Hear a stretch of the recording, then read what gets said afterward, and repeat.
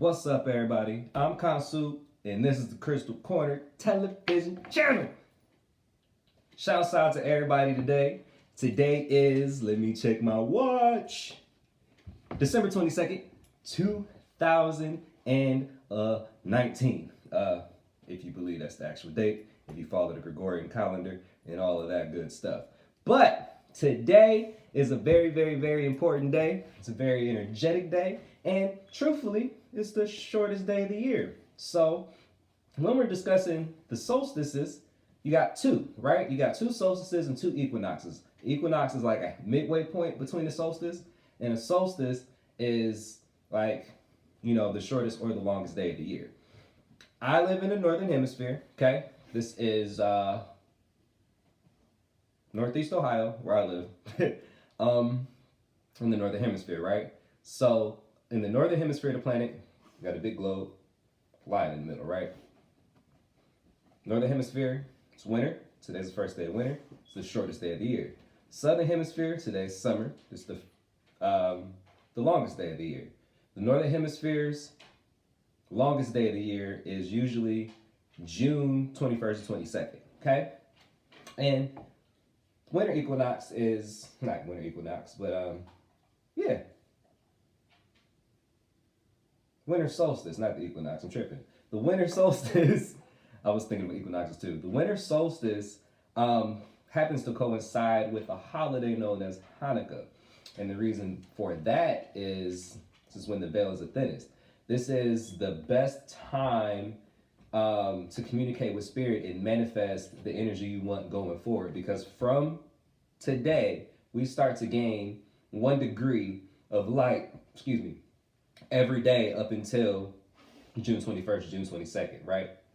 So, with that being said, this isn't a time to be dealing with low vibrational people. This isn't a time to be low on your laurels and speaking negatively to yourself. And what do I mean by speaking negatively to yourself?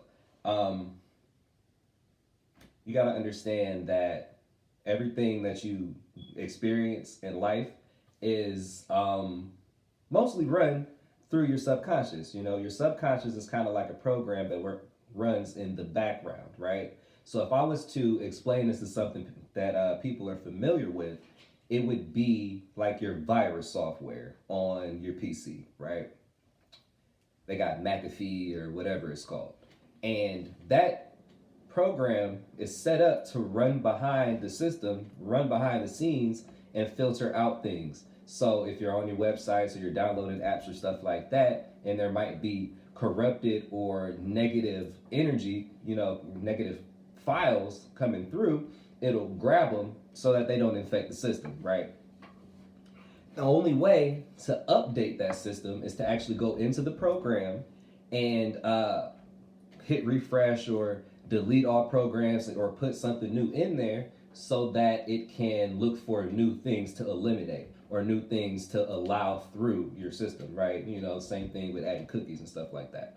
How does this relate to your subconscious program? Like I said, your subconscious runs below the surface, right? It runs below the platform. So the types of things that we say is programmed through repetition, sound, and your habits, okay? It takes 21 days or 28 days to make a habit, which would make sense because one lunar cycle is 28 days. You got to be mindful of the words that you speak. There's an Eminem song. People don't necessarily rock with M right now, but I'll use him as an example. If you grew up in the 90s and grew up hearing that music on the radio, he had a song back in the day talking about, I am whatever you say I am. If I wasn't, then why would I say I am? In the paper, the news, every day I am. I don't know, that's just the way I am. What's that saying? I am whatever I say I am. I am whatever I allow you to say that I am, because I am is your real name. How do we know that I am is our real name? If you want to go back, look at the Bible. It's a book that people like to throw out. It's just a book of allegories and stories to teach you how to reach Christ consciousness. It was created in the age of Pisces, which is why Jesus is depicted with a fish, because fish is representative of what? Pisces. There you go. Okay, so Moses goes up the hill, right? I think this is actually in the movie Prince of Egypt, if you wanted to see the scene of it. Shouts out to Disney for that one if you got the Disney streaming service, who are not paying me, but if they want to, I'm definitely here for it. Go on there, watch Prince of Egypt, okay? So Moses goes up the hill, and there's a bush. It's the burning bush. And he asks who you are, and the bush says, I am that I am, right? What does that mean? I am that I am. It means I am whatever I say that I am. I am is my name. Whatever I state after I am, if I say I am love, I become love. I create the reality of love. I am peace. The same thing. I create an air of peace. I am prosperity. I create prosperity around me in all forms. You see what I'm saying? Now, on the flip, if I say I am sick, or I am sad, or I am whatever else negative you can think of. There's certain things that I don't want to say just because I understand the vibration of your words and what you say, having the power over lower forces. You know, the physical realm is considered a lower force because there's other things out there that operate strictly on vibration, like light, for example. You can see the light in the room, like the sun's coming through the window. You can see the light, right? But can you touch it? No. This is a high vibrational frequency. Tangible, things that are tangible vibrate slowly enough that they become physical. And that's the same thing with your reality. Your words are a fast vibration like light. They move, sound and light move extremely fast. You can't see sound. Some of us can. It's called synesthesia. If you close your eyes, you see different colors. That's what it is. But physically, you can't see it with these two eyes, right? Just like I can't touch this light physically. It's touching me, but I can't feel it back. Words manifest into the physical the same way. So whatever you say over and over and over again is what ends up happening. And a lot of people have a lot of bad habits with their verbiage of what they're speaking about. Things like words you would say, I am whatever it is when you don't have money. You know, broke is a word like people like to say that they are a lot. And you end up creating that manifestation. From the solstice forward, it is important, specifically from today for the next 8 days, and just in general throughout life, but really now when the veil is thin. A lot of people like to say the veil is thinnest during Halloween. It's not true. Halloween is actually the autumn equinox where the veil starts to thin. It is at its thinnest today for the next 8 days until the sun starts to rise above the ecliptic and we start to gain 1 degree of sunlight every day. See, because what happens is the sun goes below the ecliptic, which is like the horizon, right? So let's say this line behind the painting is the horizon. The sun is my hand, so I'll make a fist, right? The sun goes below the ecliptic on the equinox, and it kind of sits here for a couple days, and then it looks like it jumps back up in the sky and starts going the other way. That's the rising sun, the rising of the sun, Jesus coming back to life. The sun, Heru rising, that is what that is. Heru is the son of Osiris, which is a solar deity. That's why he has a solar disc on his head, right? The rising sun, the birth of the Christ. That's why Christmas is around now as well. Okay? Christmas, Hanukkah, they all similar holidays that express different things trying to tell you something, okay? So, from now, we're kind of like below the ecliptic, right? We're right here, and this is a time for us to plant that seed. Get everything that you want to manifest. Be very, very consistent on that. Eliminate everything that you don't need going forward, and it's really, really, really important this year because this is the last year of the decade. We're stepping into 2020. 2 plus 2 is 4. 4 begins to manifest everything that you've been doing before. I look at 4 as a box, a cube. It's like a room. You can place something in it, and it'll hold. You get me? So, every year around this time, twice a year, I pull cards, well, really 4 times a year, but the solstice is my main time to pull this one card because this is the energy that you'll be walking with for like the next 6 months. I actually pulled this Friday night, right when it got dark outside, Friday night, and I've been meditating on it for a while, but I was led to share this with you guys and actually recorded the video, but had a problem uploading. So now we're here re-recording. Had to get the juice back to do it, but I'm more than happy to do so. You pull one card, right? And the cards that I use, whereas a lot of people like to use tarot decks, I am Oracle. I like Oracle decks. The difference mainly between an Oracle deck and a tarot deck is tarot cards all have a certain specific meaning. Oracle cards had meaning as well, but their meaning comes a lot of times with a book, and the book will have a meditation or a ritual for you to do to tap into the energy of the card. Now, like I said, this is the first Oracle deck that I started to use. This is the deck that helped me wake up and begin my journey to get to where I'm at currently, to be able to have these conversations with you, to be able to use certain types of magics and stuff that I use. This was the deck that led me to become a Comedic Initiate in the Temple of All Set, and didn't even know that this went together. So when I bought this deck, I was drawn to the face, right? When you're looking for decks, this is definitely a great time to start looking for divination tools. If you guys want them, let me know. I will also link in the description below the link to get this deck as well, right?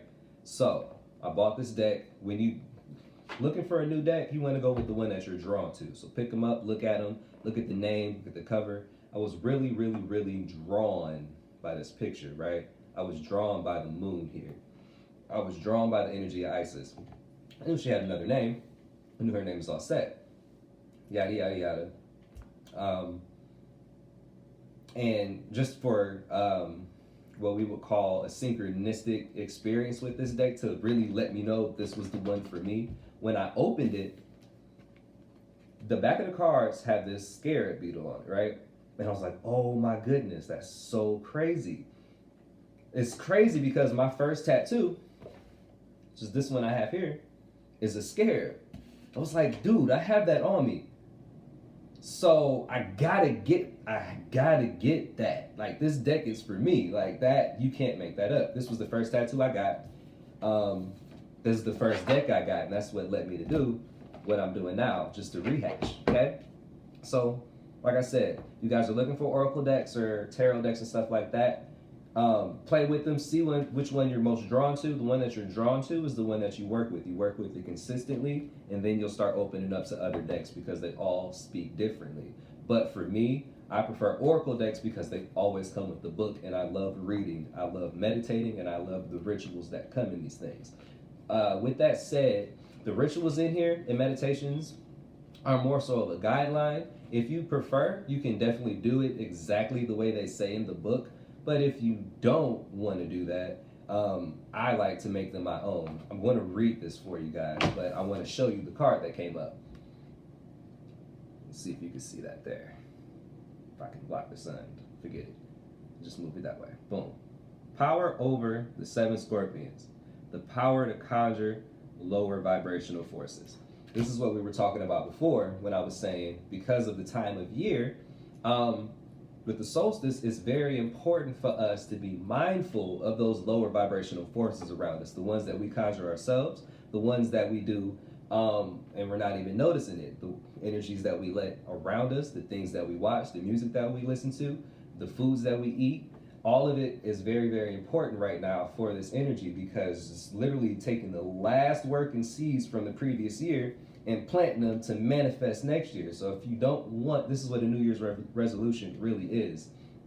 You don't want that energy to go with you to the next year. This is a manifestation tool. This is the time to be doing that. And it's funny that the power over the 7 scorpions came up, right? Now you got 7 chakras, so it makes sense that there's 7 scorpions, okay? With this card, we're going to pull up in here, in the book. I don't remember what page it is, so bear with me here. All right, y'all, you ready? says power to conjure lower vibrational forces.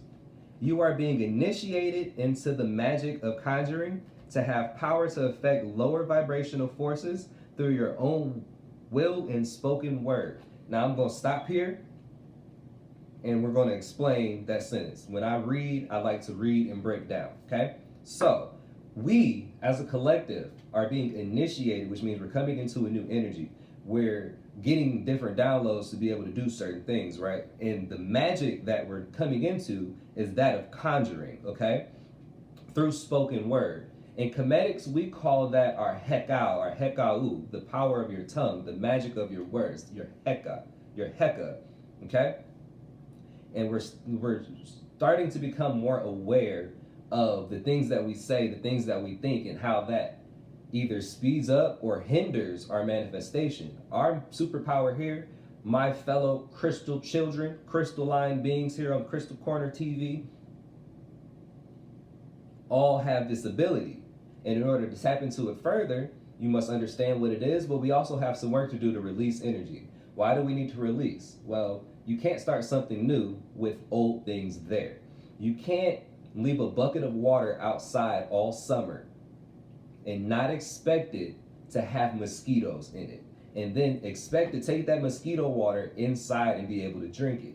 No, you have to dump out the old water so you can fill up that bucket with new, fresh, lively water. Because mosquitoes only grow in water that's old, stagnant, and rancid. When water doesn't move, when energy doesn't move, it becomes stagnant, it becomes negative.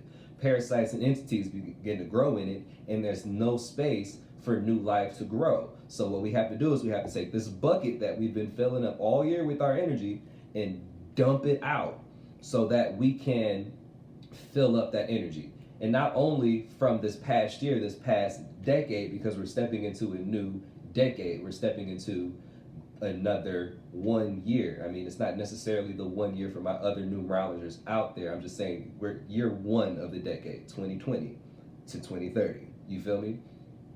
Okay. So, you are guided through this powerful gift with you are guided to use this powerful gift with compassion and discernment, with mercy and non-judgment.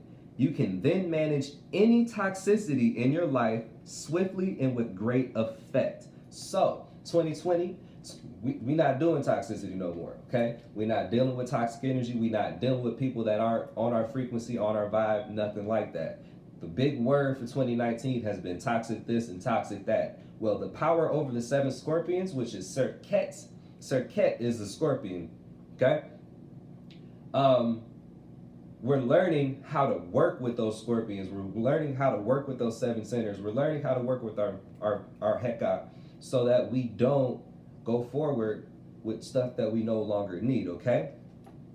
In this book, like I said, this is called the Isis Oracle, but her name is Offset in Comedics, and this is how I will refer to her. So in the book, you will see her name as Isis.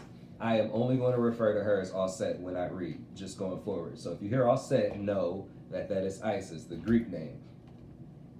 The Lady Offset teaches the art of conjuring, of being able to use will and word to gain dominion over lower vibrational energies.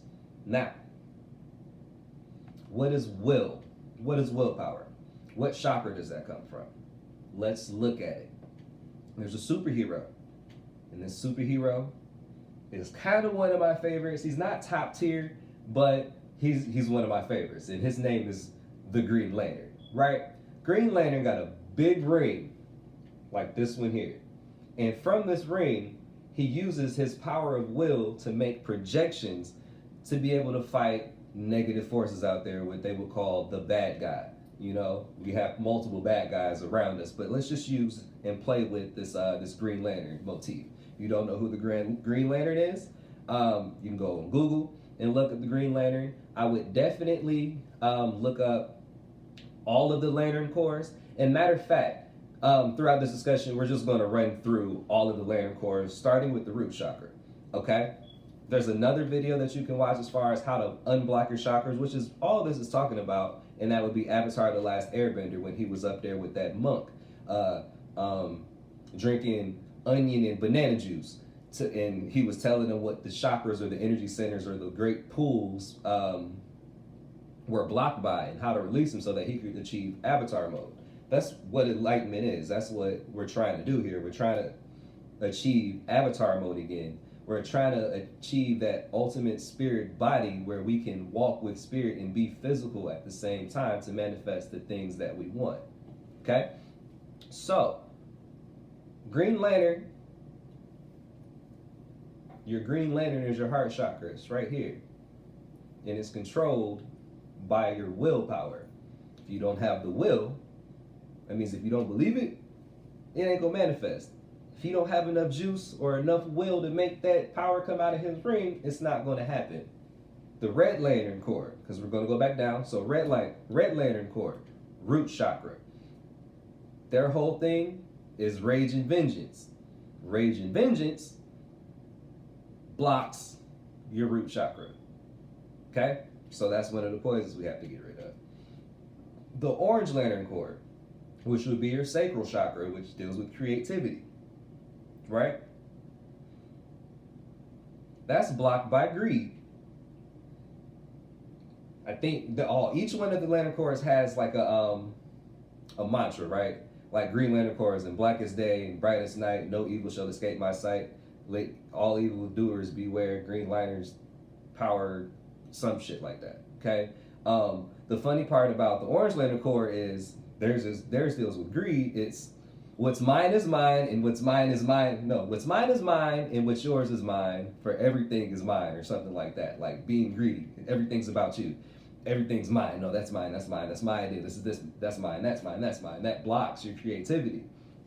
It blocks your flow from being able to work with other individuals. We already spoke about the Green Lantern. Okay. Green Lantern deals with will, throat chakra, hope. The Blue Lantern core deals with joy, I believe.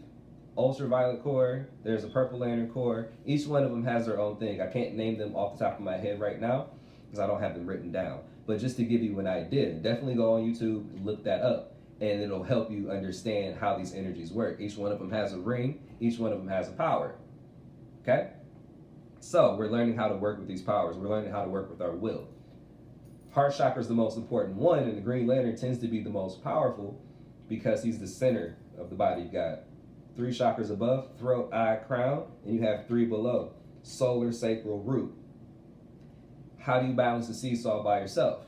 Teeter, totter, seesaw, whatever you want to call it. Fulcrum's in the middle, you got a board on top, right? How do you balance it? You got to stand in the middle. The same way I would balance this deck on my fingers, right? If I put it too far to this side, it falls off. If I put it too far on this side, it falls off. You stand in the middle. Your middle is your heart chakra. That's the most important part. It's one of your 3 brains. You got this brain, which acts like a relay, for all of the electronic pulses that run through your body, generated by your heart. And then you've got your gut, which is another brain. Brain food. You put the right food in your gut. This brain here, it can give the battery, the heart chakra, more power, which means more output for your senses, which would be, kind of like RAM on a computer. The more powerful you make this, the more energy output you get, the more gifts you're able to tap into, the faster you can manifest things. The more energy you have around you, the more likely you are to get to what you're trying to get to as far as life. If you want to be famous, or if you want to be a successful business owner, or anything you want to do, you want to graduate school, if you got that confidence, you got enough energy around you, it can happen. But it all happens, for the most part, with your power of will. As my grandma said, what is power of will? Like in a grandma statement. You can do anything you put your mind to. If you can see it, you can achieve it. If you can believe it, you can achieve it. That's willpower. Green Lantern core. Heart chakra felt energy. But we have to unblock our heart chakra and the rest of them so that we can properly use that. That's what this is talking about. It says we must be careful to use this gift with compassion, respect, and love. Using words with care and firmness will bring great healing into your life. You are guided to become aware of the power of your words and to realize that they are becoming very effective as a healing instrument. So you can use it for good or bad. A lot of us in this group, I know mine can be, so I know yours can be if you're here.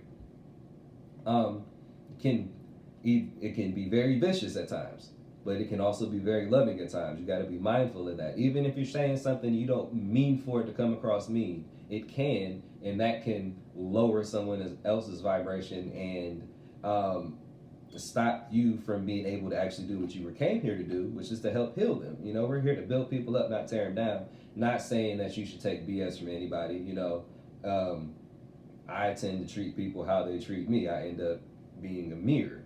But I also understand that my words are used for healing others, and that's why I do these videos, because sometimes you need to hear this from someone else. Maybe it's an idea that you already had. Maybe you needed some clarity on something. We all end up experiencing similar things. That's why we are in the same group. We're in the same soul group. We're in the same soul family, if you clicked on this video. So we're all going through similar things, and that's why these videos are for the collective, okay?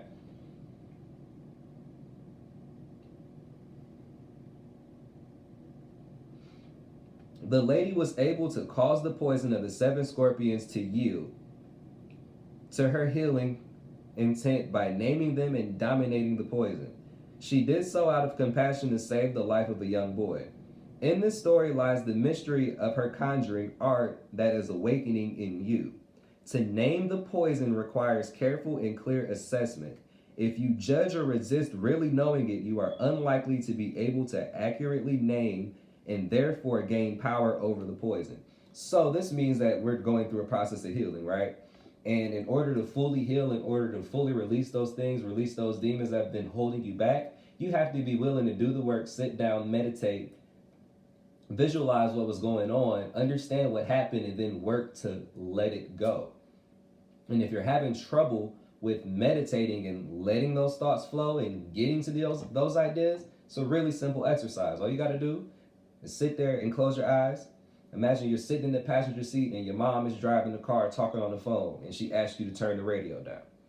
We all know what the radio knob looks like. So take your hand and turn the radio knob down. Your thoughts, those ideas when you're trying to meditate and get into that calm space, the idea isn't to shut them off. The idea isn't to control them. The idea is to listen to them like they're commercials on the radio and don't pay them no never mind. Just let them flow. So we turn the volume down just low enough that we can still hear it, but we can start to visualize over it what we want. The more that you work with that tool of turning the volume down, the easier it becomes, and the more likely you are going to be able to start to see more powerful visualizations. You're going to be able to calm your mind so that you can actually tap into those things.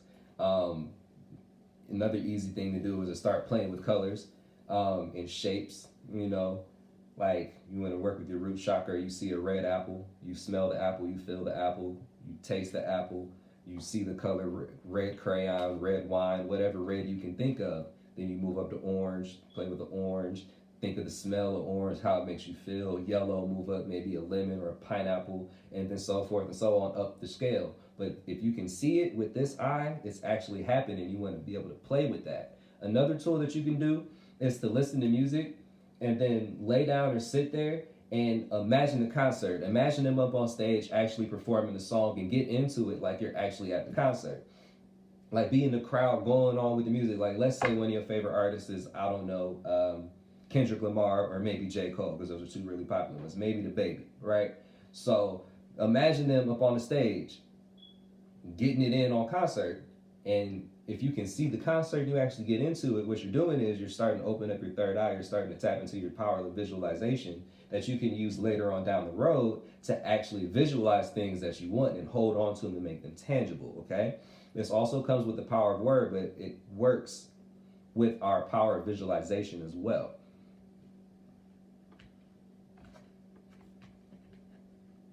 The ability to name the things that you're going through gives you power over them when you do the work to release it, because a lot of the things that you run from and that you're scared of are the things that you should be running to.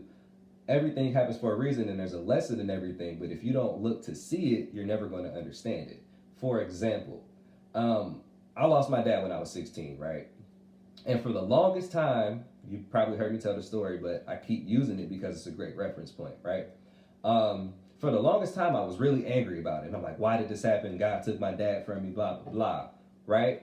And come to find out, it actually catapulted me onto my spiritual journey where I was always kind of spiritual. I wasn't doing the work. I wasn't reading and like trying to figure out and ask questions. But when he died and I went to college, I had all these questions. So I started looking for answers. I become to realize that I went through all of the hard stuff first, as a lot of us black sheep do, so that I could come back and tell others how to do it an easier way. So for my dad dying, it sent me on my journey. That was part of my path, is destiny, so to speak. It had to happen. And it allowed me to get to where I am at now, where if someone were to pass away, I'm able to help them because I've gone through it already. But I've also done the spiritual work and can tell you ways to help contact them and understand that they're still here, and help you set up your altar and help you clear out your energy and clear out the house and all of those other spiritual services that I offer on crystalcorner.bigcartel.com. You can find me on Instagram at crystalcorner as well. All of those services that I offer, because I went through it. I lost my dad at 16. I'm 28 now. So you do the math on how long that's been. And from that point in time, I've worked to get to where I'm at now, to be able to give back this information to others to help them so you don't have to go through it. Or if you're going through it, it won't necessarily be as rough as it was when I went through it, because I can give you some tips, tricks, and hacks on how to get around some of the pitfalls, okay? But that's because I've done the work to go eliminate some of these things that have been blocking me. Otherwise, my energy wouldn't flow. Otherwise, I wouldn't be able to communicate with you. Otherwise, I wouldn't know what my purpose is and know that I'm doing what I'm supposed to be doing here and sharing it with the rest of the world, okay? So there's 7 poisons. There's 7 things that blocks each chakra. Not 7 per chakra, but 1 for each chakra, totaling in 7. Got me? The first one, and like I said, there's a meditation in here. I'm going to read through the meditation. I'm also going to read through the incantation as well. The poison may be jealousy, resentment, fear, or guilt. It may be blame or shame, anger or possessiveness, born of abandonment or rejection in the past. It may be a poison that is sourced from within your own self or injected into your system from another. It could be an actual phrase or insult, a cruel childhood nickname or taunt, even said in humor, but that wounded the open body soul at the time. It may be a cultural poison, such as sickness evidenced in our cultural images of the feminine body that leads to distorted perceptions of ideal body image, hatred of our bodies, and distorted eating. The poison might be of your own fear of success or failure. Now that's a big one for a lot of us. A lot of us are trying to do our own thing, become entrepreneurs, work a job, move up the corporate ladder, and the thing that's stopping you from moving up as fast as you know you should be, if you feel like you're not moving as fast, is because you have a fear of your own success or your own fear of failure. You can go watch a movie called Coach Carter where he talks about that. He had a line in that movie talking about our greatest fear isn't that we're weak, it's that we're powerful beyond measure. Might not be 100% accurate on the quote, but it was something pretty close to that, right? So our greatest fear isn't that we're inadequate. That's it. Our greatest fear isn't that we're inadequate, it's that we're powerful beyond measure. And if you're afraid of your own power, it blocks you from stepping into it, right? So we want to release that so that we can begin to step into our power. And here's another one too. So I had this idea, I was thinking, right? In my previous video, I was talking about how we're the demigods and goddesses reborn, you know, after generation and generation and generation of this energy being lost to bloodlines, is coming back online with us black sheep, us spiritualists in our family, the ambassadors for the ancestors of our families, like me and you, right? So throughout that time, there's multiple different gods and goddesses, right? Or deities, as they're quote unquote called. But what are they really? Each deity isn't something that you're supposed to pray to. It's just an energy or a personality type of either a masculine entity or a feminine entity, of a Shango or an Oya, right? Or an Ogun or an Oshun, or an Obatala or a Yeminya, or a Osset or a Haru, or a Hetharu and Sobek, or Nebidhet and Satesh, or, you see what I'm saying? Shiva and Pavarati, and Kali and Krishna. You see what I'm saying? There's always, or Jehudi and Seshat. There's always a masculine aspect and a feminine aspect. Each one of us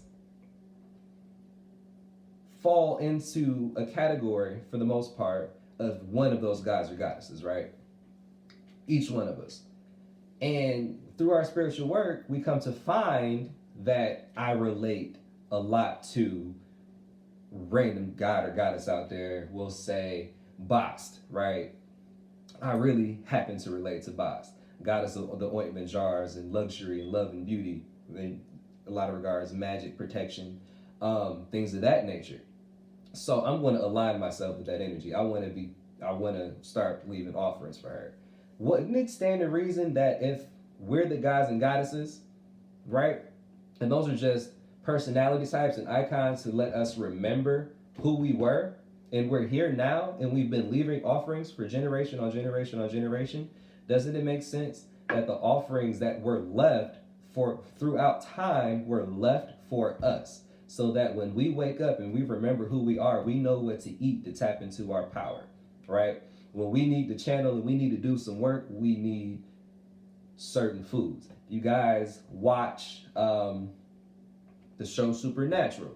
There's a prophet on there. There's been a few, but Donatello's the one that seems to have stand it past the test of time, right? So Donatello, when he gets ready to channel, or he gets ready to read something off the tablets, or channel some energy from above, he needs buckets of fried chicken, French fries, beer, stuff like that. It's the same thing. Those are offerings, right? So for me, I resonate with the energy of the Chango, right?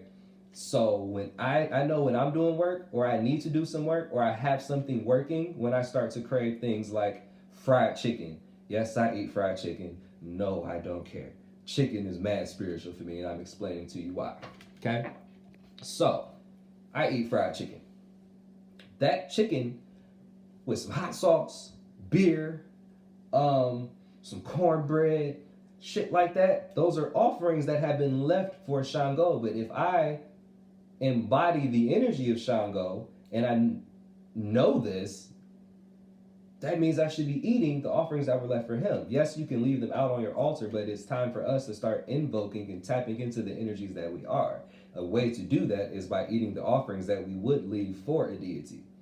You can leave some for them, but make sure that you eat it too. If you tap into the Oshun, you're going to start to notice that you're going to go through jars of honey. You're going to be eating a lot of honey, for sure. Because you got to taste it before you leave some out. The more you taste it, the more you develop the taste for it. The more you start to tap into that Oshun faculty within you, the more that energy starts to invoke or become part of your essence, the more you're going to want to eat that, because you're that god or goddess now. You're that demigod or demigoddess now. You've turned that energy on. Now you're starting to work with it. So you have to take in the offerings as well, right? So it says it might quite simply be the ego in a dramatic, endless spiral of suffering from which there seems to be no rest. Offset can help heal you and grow more powerful in any position or your system or relationship or any toxic environment by helping you to name it, to take ownership of the situation and make any change necessary so that you can either affect transformation or the situation, or are transported from it by changing your vibration, which then draws a different circumstance more aligned with your frequency. So, I'm not going to read the rest of it, but I do want to touch on this point. The point where it states that Offset can help heal you and grow make you grow more powerful than any poison in your system or relationship or any toxic environment by helping you name it, take ownership of the situation, and make any interchange necessary so that you can either affect transformation of the situation or transport it, this is the important part, from it by changing your vibration so by changing your vibration, then draws a different circumstance more aligned with your frequency. That is talking about the Hermetic principle of vibration. If you guys haven't read the book called The Kabbalion, I'll leave the link for it in the description below. There's 7 Hermetic principles. A lot of people have heard about The Secret, but what they're missing about The Secret is there's 6 more principles that you're missing. 6 more, okay? One of them is the principle of vibration. The principle of vibration basically dictates that whatever you become a vibrational match to is what you manifest in life. And in order to manifest anything, you must match the vibration of that. So if you want to drive a Bentley, you must match the energy of somebody that drives a Bentley, somebody that has a Bentley. There's ways to magnetize that energy, like getting a Bentley t-shirt, getting a Bentley hat, going to go sit in a Bentley, going to get a Bentley keychain, change the background on your phone to a Bentley. The same thing with tapping into gods and goddesses. Change the background on your phone to Lakshmi. Get a Lakshmi statue. Start leaving offerings of Lakshmi. Eat the offerings for Lakshmi. Find some gold chains. Start wearing more gold yourself. You'll start to tap in to that energy because you become a vibrational match to it. Now, real quickly, we're going to read this meditation, okay? Each one for 7 chakras. I'm going to try to get through this as quickly as possible because my battery is about to die. So, it says lay down, but you can also sit down, and close your eyes in a comfortable setting. You will be using images or a symbol of the scorpion to represent the forces which can be destructive that are in your energy field. Visualize the base of your spine and a scorpion there. Now say, with love and gratitude, I name you as the demon of fear, and I release you in all your forms and effects. Thank you for the learning. Now you must leave my being and never return. Breathe deeply in and out through the base of your spine. See, sense, feel, or intend that the scorpion be transformed into a symbol of light and love. It may be an actual form or shape, or simply a golden light. It may change into a feeling or sensation in the body. Visualize the sacral area of your hips, pelvis, and belly. Perceive a scorpion there. Be neutral in your heart and say aloud, with love and gratitude, I name you as the demon of guilt, and I release you in all your forms and effects. Thank you for the learning. Now you must leave my being and never return. Breathe in deeply throughout the hips and pelvis. See, sense, feel, or intend that the scorpion be transformed into a symbol of light and love. It may be an actual form or shape, or simply a golden light. It may change into a feeling or sensation in the body. Now visualize the stomach and digestive area and perceive a scorpion there.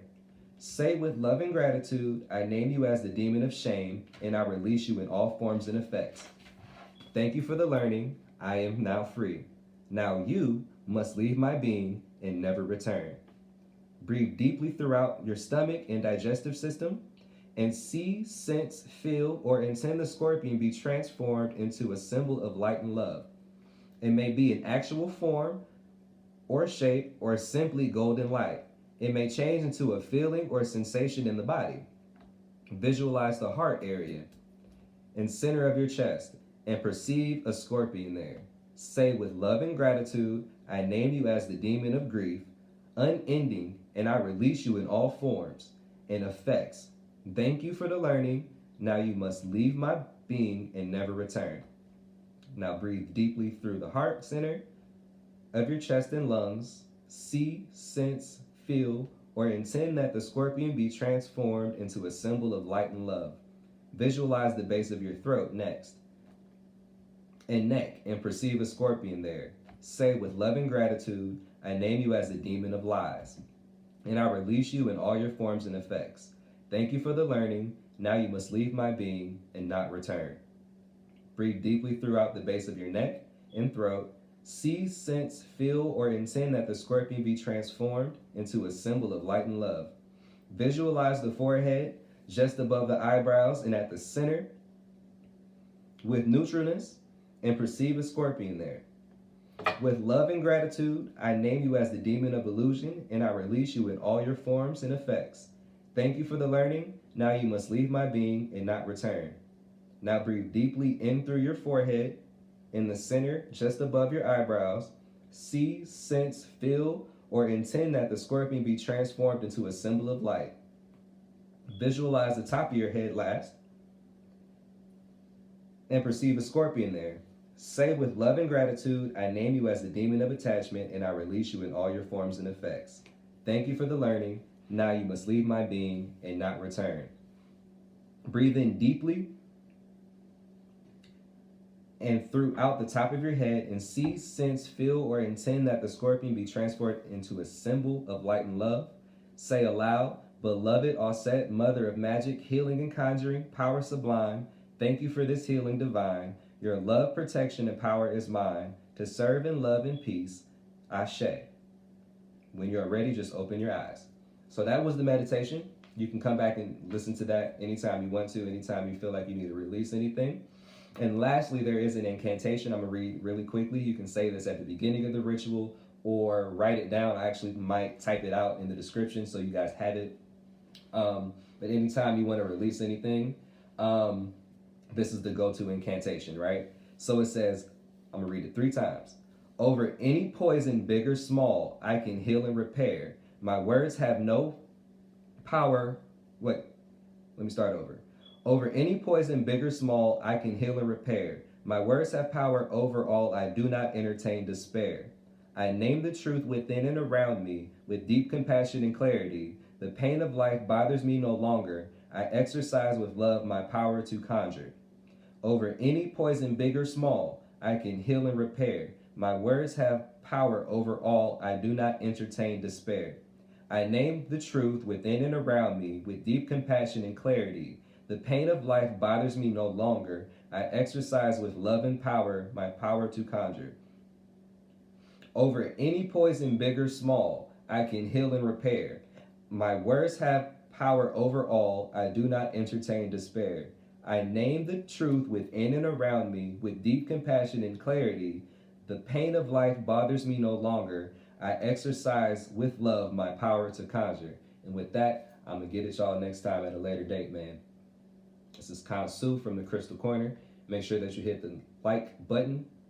Make sure that you subscribe if you haven't already. And make sure that you hit the notification bell so you get notified every time I post a video. Once again, going into 2020, just for a short recap, we want to leave everything behind from the last decade, from the last year that we don't want no more. We want to hold on to that energy, hold on to that vibration from today for the next 8 days. That means from Sunday to Sunday. For the next 8 days, we sitting here, we're doing meditation and manifestation work. We're not letting no negative energy in our aura. We're not letting nothing around us that doesn't belong. We cutting off loose ends and getting rid of people and taking out the trash and cleaning the house before the bulb drops on the 31st. So that we can shine bright like a diamond, like Rihanna said. I'm Kansu, man. I'm out.